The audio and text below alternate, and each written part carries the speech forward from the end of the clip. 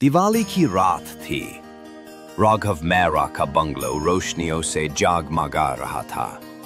हर तरफ रंग बिरंगी लाइट्स, मिठाइयों की खुशबू और महंगाई की चमक थी।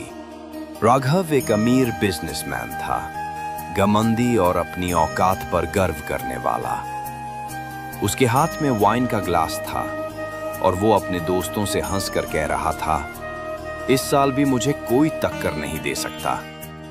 पैसा कमाना सबके बस की बात नहीं होती, मैं पैसा बनाता हूं। उसी वक्त निशा आई, उसकी पत्नी। निशा दयालु और सच्ची थी, पर राघव के घमंड के आगे उसका प्यार कम पड़ जाता था।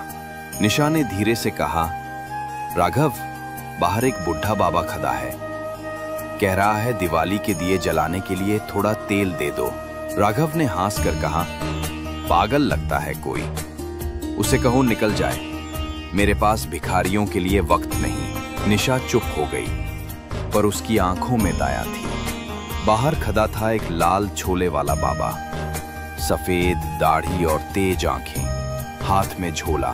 उसका नाम था कालनाथ, एक पुराना तांत्रिक जिसे लोग पागल समझते थे। उसने घर के गाते पर एक दिया रखा और धीरे से बोला, अमीर आदमी, तेरी रोशनी तुझे अंधेरा बना देगी। हरिया पुराना नौकर ये सुनकर थोड़ा डर गया। राघव ने हंस कर कहा, अब ये लोग भी बिजनेस करने लगे हैं, शराब बेचने का।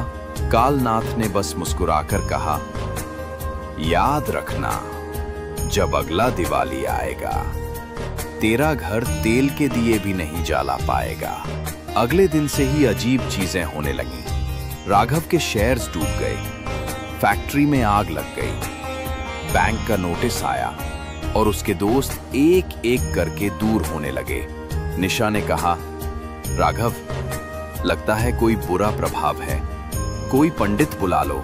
राघव गुस्से में बोला, मुझे इन सब बकवास में विश्वास नहीं, सब किस्मत का खेल है।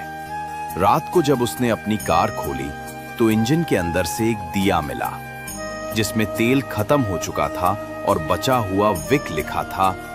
दिया बुझ गया है। उसके हाथ कांप गए। धीरे धीरे सब कुछ खत्म हो गया। उसका घर, पैसा, कार, सब बिक गया। अब राघव एक छोटी बस्ती में अपनी पत्नी निशा और बेटा आरव के साथ रहने लगा। पहले जहां वो दूसरों पर चिल्लाता था, अब रोजगार के लिए छोटी दुकानें ढूंढता फिरता। एक साल बीत गया, दिवाली फिर से आ गई, पर इस बार उसके पास दिया जलाने लायक तेल भी नहीं था। राघव अकेला बैठकर सोच रहा था, क्या सच में उस तांत्रिक ने मुझे श्राप दिया था?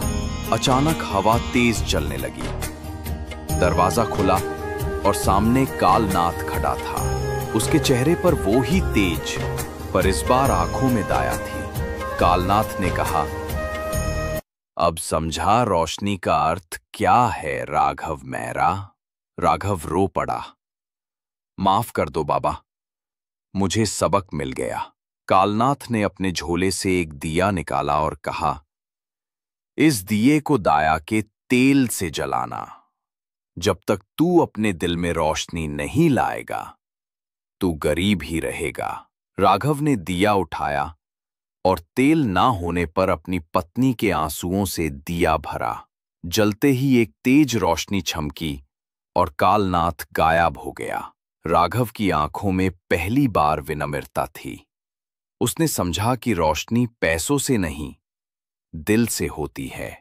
कुछ महीने बाद उसने एक छोटी दुकान खोली। निशा और आरव के साथ मिलकर मेहनत करने